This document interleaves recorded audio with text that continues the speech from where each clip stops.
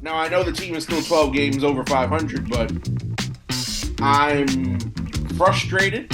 I'm disappointed. I'm upset. I'm embarrassed. Hey, what's up, guys? Pete Alonso here from the New York Mets, and I'm here with Alfred, and I just want to say thank you so much to all you guys for listening to the Metropolitan Report. It's a really awesome show. You got some great insight on Mets baseball, and it's a great place where Mets baseball is talked about, and we got a lot of really fun stuff coming up this year, and a lot of really great things coming from this team in the clubhouse, and I'm really, really excited to keep the ball rolling, and it's been such a fun season, and I'm really thankful for everybody coming out to the ballpark and supporting us, and it's just been absolutely tremendous. So thank everybody for listening to the Metropolitan Report, and Alfred, keep doing your thing. As always, LFGM. Hey everybody, it's Alfred Parsar Jr. back with another edition of the Metropolitan Report. And before we get into this report, if you like this podcast, make sure you share it amongst Mets fans, baseball fans, sports talk fans. Leave a comment, sound off in the comments below. And most importantly, go down below, hit that subscribe button. That way, every time we drop some new content on the channel, you'll be the first one to notice. Going to get directly into it here this morning on the report, and I'm not happy. If you're a Mets fan right now, you shouldn't be happy. Do you not see how the team is playing? If you're a Mets fan, at one point the Mets 21 games over 500. Now they've lost 10 of the last 11. And there's just nothing to be happy about. Absolutely nothing to be happy about. The Mets are in second place in the NL East coming into today. 12 games above 500, 46 and 34, 1.5 games back behind the Philadelphia Phillies. And this stretch has been embarrassing. The Mets are losers of 10 of their last 11. 10 of the last 11 the Mets have lost, folks. I'm not happy. Quite frankly, now I know the team is still 12 games over 500, but I'm frustrated. I'm disappointed. I'm upset. I'm embarrassed. And yet I still have Mets memorabilia on, but this is a Mets show. But nonetheless, things are getting from bad to worse. The last time I left you guys in the last episode of the Metropolitan Report, the Mets were scheduled to open a series against the Philadelphia Phillies. They lost that series 2-1. They lost the opener 10-2. They won Saturday 11-4, the only win in this stretch. And then they lost on Sunday Night Baseball 7-1. Lose to the Braves yet Monday and yesterday. Lost to the Braves 3-2 in a close game Monday. A little bit of too little too late. And then yesterday, the Mets up 3-0. 3-0. And they lose 7-4 to Atlanta. 2 more games to go later tonight against Atlanta and tomorrow against Atlanta before going on the road and playing the lowly Pittsburgh Pirates Friday, Saturday, and Sunday before they come back home Tuesday, July 1st. This Mets team, outside of the top of the order, there's no thump in the lineup. Starting pitching's been hit or miss. And the bullpen has just been atrocious. Atrocious. But we're going to break down everything. First off, I know what people are going to say. People saw our last video on this channel. We talked about Frankie Montas. Frankie Montas had the lat strain in spring training, missed all of spring, went to Syracuse in the minors, was getting beat up all over the place. And then he makes his season debut in the game yesterday. And you know what? Frankie Montas, I thought he was going to be a piñata, just like he had been in Syracuse all year. Frankie Montas had a 12.05 ERA this season in Syracuse. Makes his debut at home for the season. pitches 5 scoreless innings. He goes 5 innings, only gives up 3 hits, no runs. He struck out 5 and he walked 3. Now, granted, he had the 5 scoreless innings. He didn't give up any runs, but he walked 3 batters in 5 innings. And honestly, it was a home debut. We've been bamboozled before, folks. I'm not buying into Frankie Montas being some savior or some reliable hand through one start, because another starter in the rotation, we saw Paul Blackburn earlier this season, made his season debut after missing most of last year and a good portion of this season after spring training. Paul Blackburn, in his season debut with the Mets this season, went to Chavez Ravine, pitched 5 scoreless innings against the Dodgers, including striking out the great Shohei Ohtani twice, and Blackburn's been a piñata ever since. So I'm not going to read too much into this one start. I got a lot of text messages from people I know that watch this program, and they were like, hey, look at Frankie Montas. You see what he's doing? And I'm like, yeah, I saw what he did. 5 scoreless against the Braves. Didn't allow a run, but and this loss, the loss yesterday, definitely not on Frankie Montas. But I'm not sold.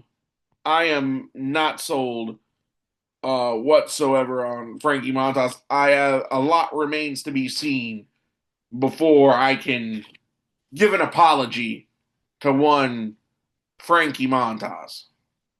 And I know people are gonna say, oh, I'm too negative. I will give him credit. His fastball looked great. His fastball went up to 98 miles per hour yesterday. I get that. But again, small sample size. It's one start. A team that in his career he hasn't faced that much. So I'm going to pump the brakes there on Mr. Montas. And, great, good start. Good start. I'll give him that. He had a good season debut. I'll give him that. Montas,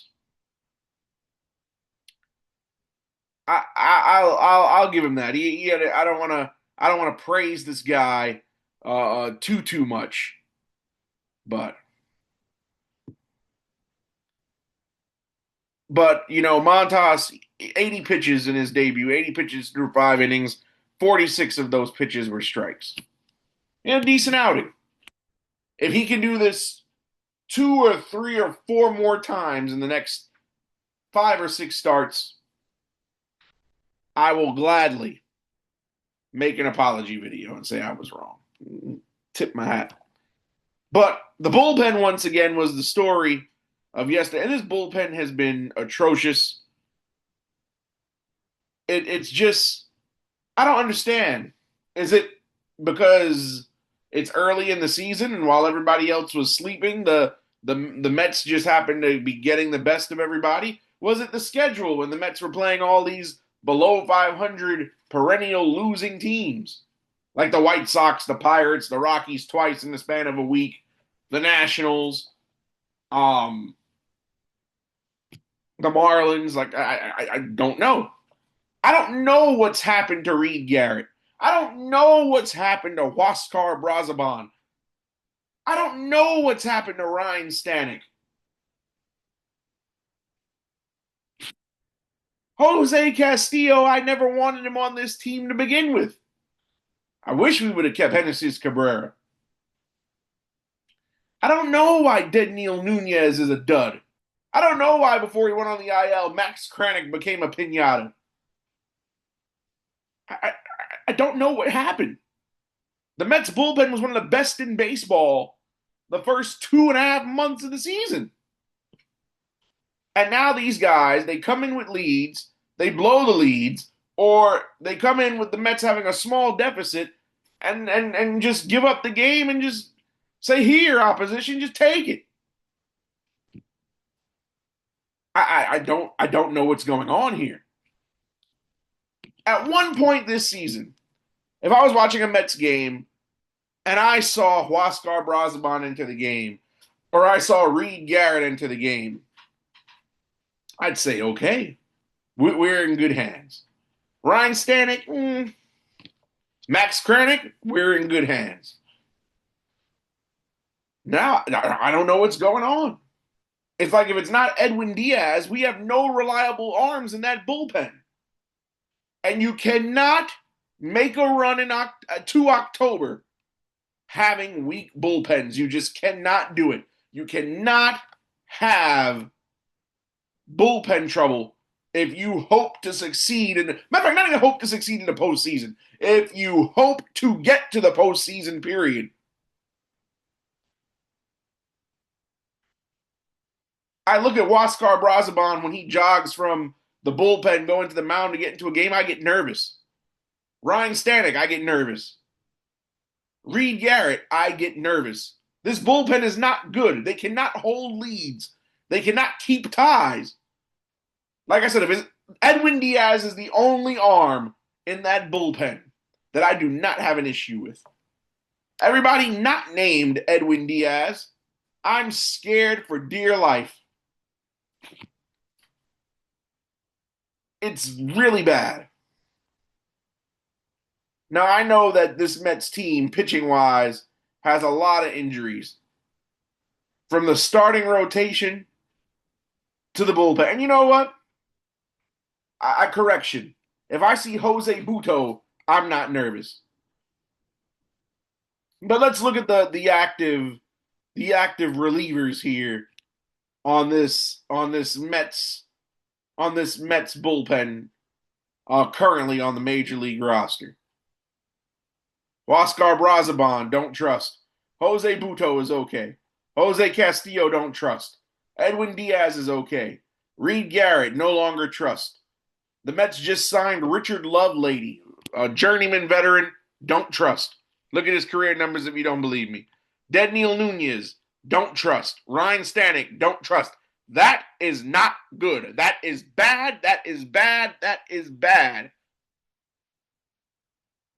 Starting pitching's okay. Griffin Canning had a good start last time out. He's up and down. You never know what you're gonna get out of Griffin Canning, but Griffin Canning, he pitched on Saturday in Philadelphia. Went 5 innings, gave up 3 runs, but the Mets got the job done. He gets the W. Canning 7-3 on the year, 3.91 ERA. He's been much better than anybody's could have hoped for. Clay Holmes, no issue. 7-4, 3.04 ERA. Guy was a closer for years before this year. He became a starter. Transition has gone very well. David Peterson, 5-3, 2.98 ERA. Statistically, the best active pitcher, starting pitcher on the roster. Paul Blackburn, the dud. 0-2, 6.62 ERA, and I'm supposed to believe in that guy. I said, when it was in spring training, I said that Paul Blackburn should not be on this roster. Don't bring him up. Don't bring him up. Keep him in Syracuse all year. If you can't keep him in Syracuse, send him somewhere. Get some cash for him. Get some prospects for him. But hey, what do I know? I'm just sitting here on YouTube with a show. A lot of people told me, hey, man, you need to take it easy on Blackburn. 6.62 ERA, 0-2. What the numbers speak for themselves. Women lie, men lie, but the numbers on the back of the baseball card does not lie. And I'll keep it at that on Blackburn. And of course, we got Montas. Then when we look, 40-man roster between the rotation, between starters and relievers, Ty Adcock's been up and down on the shuttle between Syracuse and Flushing. Only pitched 3 games for the Mets so far, ERA of 3. Still nervous when he enters the game. Longtime Mets farmhand Chris Davinsky. Former Houston Astro. I don't know. Davinsky, no opinion on him. I haven't really seen much of him. Hope to not see much more of him. Then we go Justin Garza. I actually don't mind Justin Garza. He's had flashes of brilliance. Not a guy I put in a high leverage situation, though. Justin Hagenman. 1.50 ERA. I would like to see him get more chances. Then on the injured list, Kranick's on the injured list. Sean Manaea still on the injured list. We'll get back to him in a bit. Tyler McGill, injured list. AJ Minter gone for the season. Brooks Raley, 60-day IL. Christian Scott, nowhere to be found. He probably won't even pitch this season, recovering from Tommy John last year. And he was a top prospect until the Mets brought him up last year. Pitched in 9 games last season, 0-3, 4.56 ERA. Kodai Senga, it'll be a godsend when he comes back in a month. Drew Smith, only God knows when we'll see him pitch again. 60-day IL. Blade Tidwell's had 2 starts for the Mets this season, a top pitching prospect. 0-1, 9.82 ERA, 7 1/3 innings, and two games started. Keep him in Syracuse. Brandon Waddell, a kid I actually like. 3.38 ERA, no win-loss record, 10 2/3 innings for the season. Not too bad. And Tyler Zuber, who's only pitched in 1 game this season, 9 ERA. Danny Young, done for the year. And Austin Warren, who has pitched 1 game for the Mets in relief this season. That was back on May 4th in St. Louis.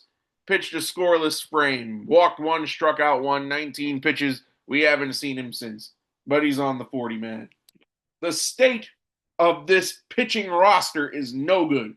Trade deadline is July 31st. I did say on the last edition of the report, we will have a trade deadline special focusing on who the Mets should try to pick up and where they should get them from. That's coming in a couple of weeks.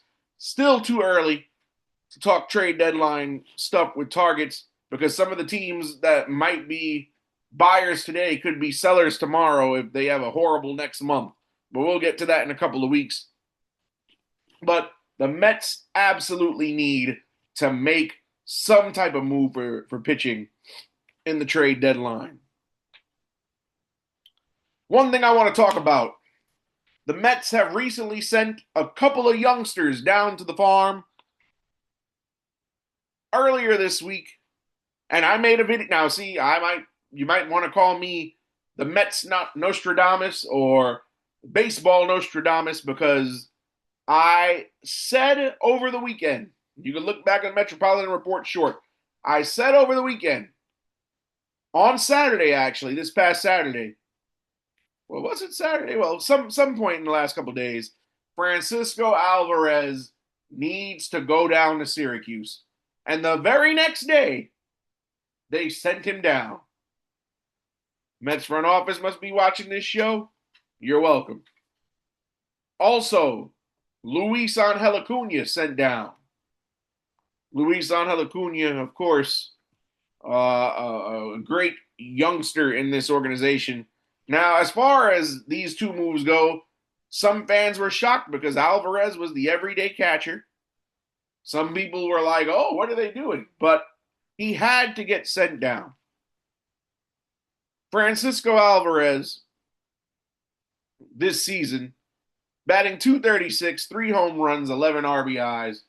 This guy was and I said this the other day, so I'm not going to go back into the same speech, but this was a guy, was the number 1 prospect in all of baseball just about 3 years ago, about.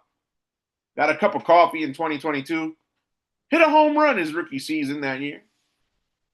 2023, he played. Last year he played. Dislocated thumb last year. Broken bone in the wrist this year. He came up as a powerful slugger.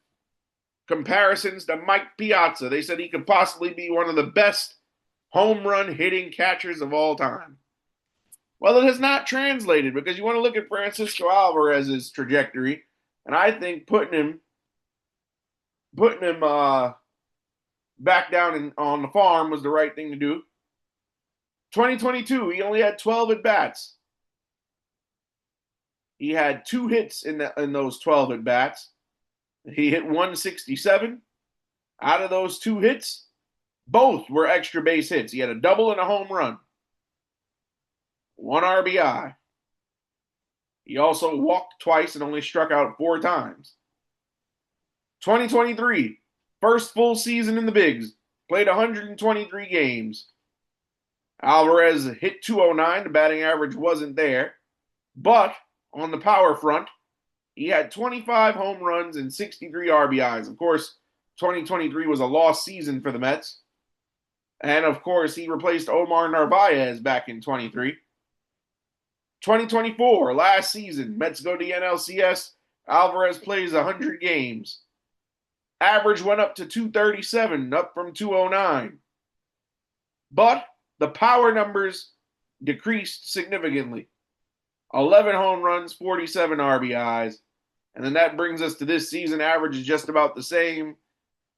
But so far on this season, which has a whole nother half left, 236, 3 home runs, 11 RBIs.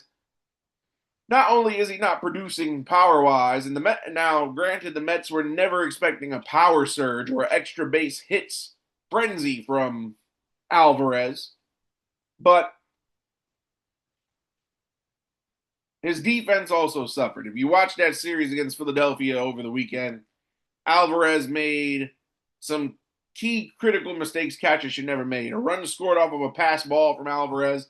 For those of you who don't know, there's a difference between pass ball and a wild pitch. Wild pitch is a pitcher throws the ball, the catcher can't handle it, and it's the pitcher's fault because wherever he threw, the pitcher couldn't reach it. Pass ball is a ball the pitcher throws, the catcher should have it, catcher makes contact with it, and it still ends up past the catcher. Also, during a rundown, indecisiveness cost Alvarez again. It's not just at the plate. His defensive instincts stink too.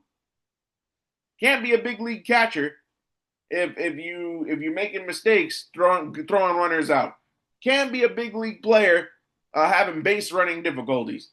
Can't be a big league player when your plate discipline is god awful. And I said this the other day. Talk to Juan Soto. He's the league leader in walks. Talk to Pete Alonso. His plate discipline has greatly improved over years past.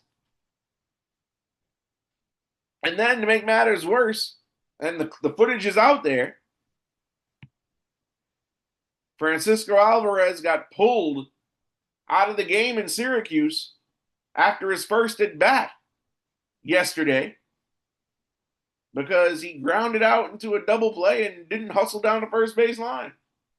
So now not only is his play on the field no good, both offensively and defensively, and his baseball IQ is not all there, now he's showing a lack of hustle. I understand. Nobody wants to get demoted after they've been a major league player for 2+ years. But what Francisco Alvarez has to understand is this. He's 23 years old. This is not the end of his career. If he was a guy, maybe 35, 36, and they said, hey, we got to send you to Syracuse to work on some stuff, cause for concern. But he's 23 years old. There are a lot of 23-year-olds who are not even in AAA. There are 23-year-olds still in AA. There are 23-year-olds who haven't even sniffed close to the majors yet. And for this guy to not want to hustle down to first base in a AAA game after he's been sent to work on his mechanics and everything in every category of baseball, that's just unacceptable. Listen, man, I don't feel bad for Alvarez. Like I said, he had the broken bone in his wrist earlier this year. He missed a part of spring training. Maybe missing spring training was a detriment to him. But nonetheless, Alvarez has got to get it together. He has time to get it together. Again, this kid was 20 years old when he took his first major league at bat. Very rare.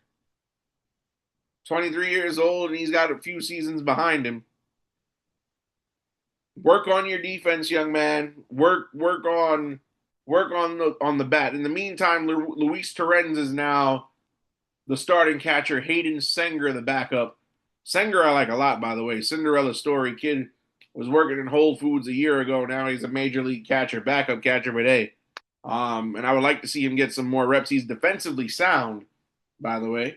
Hayden Senger, somebody to look out for. The other youngster, who I agree with, being sent down, Luisangel Acuna. Now, my thoughts on Luisangel Acuna, and I said this, you could go back to the archives of this YouTube channel, And on previous episodes, when the Mets had to decide, is Luisangel Acuna going to make the roster out of spring training, I said it. If he is going to be an everyday player, bring him up, keep him on the roster. If he's going to be a bench player, put him in Syracuse, because a guy like Acuna, who is also young, Luisangel Acuna, of course, the younger brother of Brave star outfielder Ronald Acuna Jr. Luisangel Acuna, just like Francisco Alvarez, 23 years of age. He was batting .241 this season in 145 at-bats, 6 RBIs, 11 stolen bases. This kid did nothing wrong. But like I said in the beginning of the year, if he's going to be a bench player, you might as well send him down, because a kid that young has to play. Sitting on the bench, watching games go by, there's only so much you can learn from just watching. You need hands-on experience. If he's just sitting on the bench watching, and he only gets into most games as a defensive replacement or a pinch runner, he's really not developing. He's not going to get better. He needs consistent at-bats. He needs everyday at-bats, every game at-bats. He needs to be an everyday player, and he can accomplish that in Syracuse. Now, again, this is not a knock on Acuna. Unlike Alvarez, that's a knock. This is not a knock on Acuna, because, again, young player, needs to develop. He will not learn anything or get better or develop as a baseball player if he's just a late game replacement defensively or just a pinch runner. This kid could be a stud. I think the Mets have their second baseman of the future. And again, Acuna is better served in AAA, where he can get 4 at-bats a game every game going forward, rather than hanging out in the dugout, chewing sunflower seeds and bubblegum, and watching the game goes on. And he'll be a better player because of it. So I understand them. And plus, look at the crowded infield. You have Pete Alonso. Well, Acuna is never going to play first, but Alonso at first. Acuna's second baseman. The Mets, they played Brett Beatty at second at times. They had Jeff McNeil at second at times. Of course, Lindor is a shortstop. Ronnie Mauricio also can play shortstop, but he's been at third. It was just no room for Acuna. Of course, Acuna's had a couple of reps at center field, but that doesn't help, because Tyrone Taylor has played center at points this season. Brandon Nimmo's had a few games at center. Jeff McNeil's been used at center. So it's just difficult. You can't DH Acuna either, because Starling Marte and Jared Young are platooning designated hitter. So it's just no space for Luisangel Acuna. And that's okay. Acuna sent down. And then let's not forget, Mark Vientos is going to be on his way back soon. So that clogs things up. Travis Jankowski, who was a Metin a couple of years back, has been signed as a result. Jankowski played this season with 2 teams. He was a Chicago White Sox and a Tampa Bay Ray this season. He was last a Met for 43 games in 2022.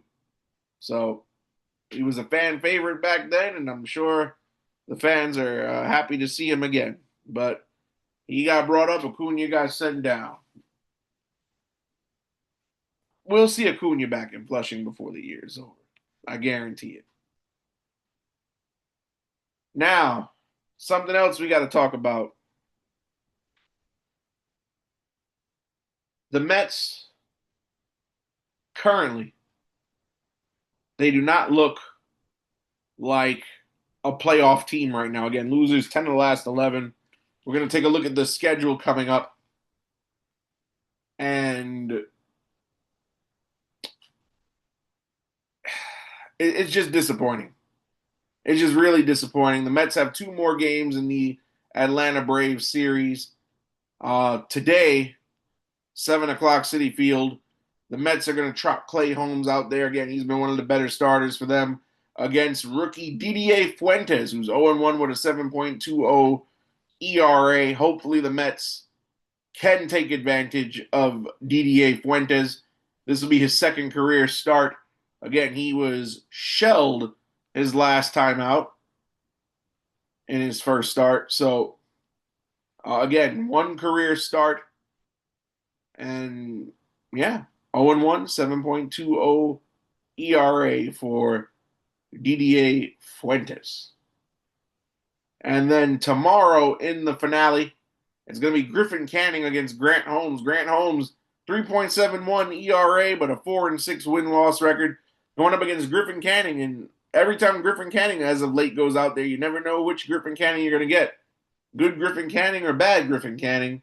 And then the Mets head to Pittsburgh on Friday. David Peterson scheduled to pitch the opener on Friday against a starter to be named on Friday. Paul Blackburn taking the hill Saturday against a to-be-determined starter Saturday, and neither team is certain of who's going to pitch Sunday.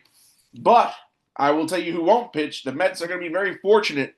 They will not run into Paul Skeens this weekend.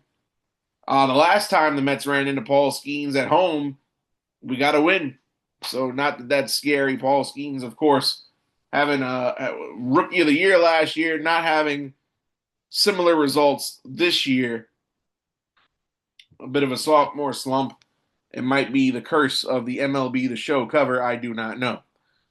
But, ladies and gentlemen, hopefully the Mets can turn it around because the schedule for the foreseeable future is not for the weak of heart.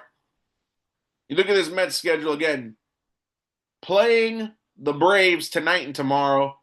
3 against the Pirates over the weekend. Tuesday, a 3-game set Tuesday, Wednesday, Thursday up against the Milwaukee Brewers.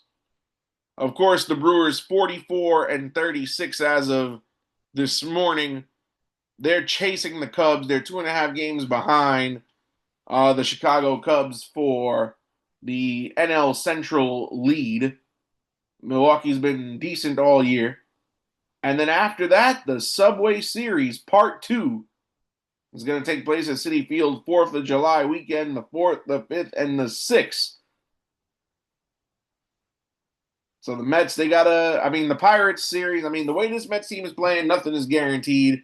I hope the Mets don't get swept in this Brave series. I think we'll probably beat DDA Fuentes tonight, hopefully. But I don't know about Thursday's game. Hopefully the Mets can beat the Pirates 2 out of 3. The Brewers playing better baseball than the Mets right now, so I'm not sure. Yankees are the Yankees if they're in first place in the AL East. So that's as far as we'll go with the schedule for right now. But the Mets, they got to take advantage of a schedule that they have because they face the Orioles after that Yankees series for 3, the Royals for 3, Cincinnati Reds for 3, and then the Angels for 3 before they finish the month out against the Giants and the Padres. That's not going to be easy either. Giants and Padres and Dodgers in that 3-team race in the NL West. So all we can do is just sit back and hope for the best at this point. The Mets they got to do something. Francisco Lindor, everybody says you're the unofficial captain of this team. Where is the players only meeting? Losing 10 of 11, I think it's time for a meeting because the Mets, at one point a couple weeks ago, 21 games over 500. That has now dwindled. That has now dwindled to 12 games over 500. And if this keeps going the way it's going and the train runs off the tracks, could end up below 500 before you blink. So, well, folks, it's been another edition of the Metropolitan Report. Again, my name is Alfred Parsar Jr. Don't forget to like and subscribe. Stay tuned to this channel because we're going to have content all throughout. And I've said everything there is to say. And the only thing I left to say is let's go Mets. And I'll see you guys at the end of the weekend.